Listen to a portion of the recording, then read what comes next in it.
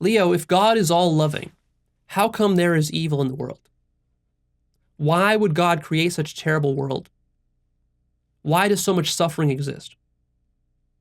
Isn't there a contradiction between the classic definition of God as being omnipotent and good and all loving, and yet we have the existence of evil? So how could a good, all loving, all powerful God allow for so much evil? Well, the answer is that in fact there is no such thing as evil. Evil doesn't exist. Evil is a projection of your ego mind. The only reason there's evil from your point of view is because you're a limited biological creature from your point of view, and therefore you need to survive. And your whole life is about survival. And what you call evil are those things which threaten your survival. And as a limited, formed being within this larger universe, you're very vulnerable to extermination, to having your form radically change. When your form radically changes, that's what you call death. And so your entire existence is predicated upon you surviving and fighting to survive. So therefore, you've internalized this notion of evil, and you really believe that it exists, and you really believe suffering exists, because suffering is a mechanism, a psychological mechanism within you, which helps you to avoid dangerous situations. That's the function of suffering. So suffering is there because it keeps you alive. If you didn't suffer, if creatures didn't feel pain, then they wouldn't live for very long.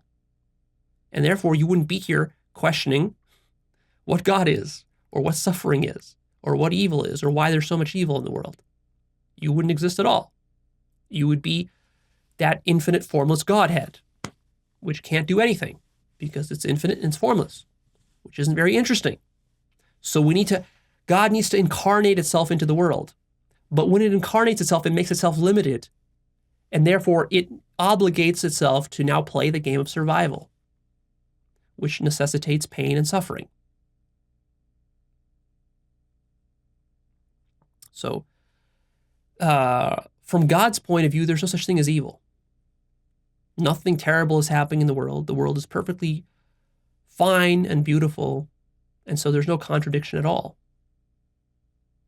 In fact, the world is perfect. You can't see it because you're looking at the world through the ego's eyes. So to really drive this point home for you, here's a great analogy. Think about going to the movies. You go to the movies, and as the audience member, you're sitting there in the movie with your popcorn, and you're watching some horror movie or some action movie where people are getting shot, bad guys are getting shot, and so forth. Now, from the point of view, from your point of view, sitting there in the movie theater, you're having fun, you're entertained, even when people are getting shot on the screen. But from the point of view of one of the characters on the movie screen, you can see how that character might say, what kind of sick, evil, twisted person would create such a movie where I get shot and my girlfriend gets raped and there's this war and there's this bad guy and there's torture and slavery and all of this stuff and there's blood and there's monsters. You know, what kind of sick human being or sick creator would create a horror movie? Why is there so much evil? Why is the creator so evil for creating this horror movie? But of course, this is all illusion. It's a fantasy. The movie's not real. So the movie would be terrible if it was real. But because it's an illusion, it's not bad at all. You see, it's all good. So from the point of view, from the higher vantage point of the audience member who's enjoying the movie, there's no problem with a horror movie and monsters and aliens and people killing each other. It's all just fun and entertainment. The trick is not to get sucked into the movie too much. Can you imagine if you were at the movie theater and you were watching this horror movie and like a monster was chasing some little girl in the horror movie, and then you actually started to believe that this monster is going to eat this little girl? And then when the monster actually does eat the girl in the movie, you actually start crying and you get upset and you get offended. You know, how dare this monster kill that little girl?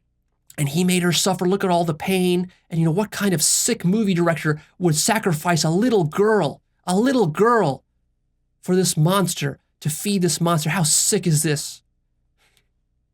And then you'd call the child services. You'd get out of the theater. You'd call child services and complain, and you'd write down the movie director's name.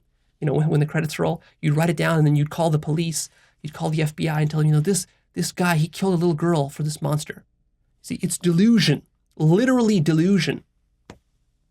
And this is exactly what's happening right now in your life. The problem is that you can't believe that this actually applies to your life because, hey, after all, it's your life. And your life is the most important thing there is. And death is the worst thing that there is. And suffering feels so bad, and pain feels so bad. And so you confuse all the suffering and the pain and the idea of death. You confuse all this for reality. And the reason you do that is because you're so goddamn egotistical and selfish. And the reason you are that way is because you had to be in order to be here at all to experience the universe.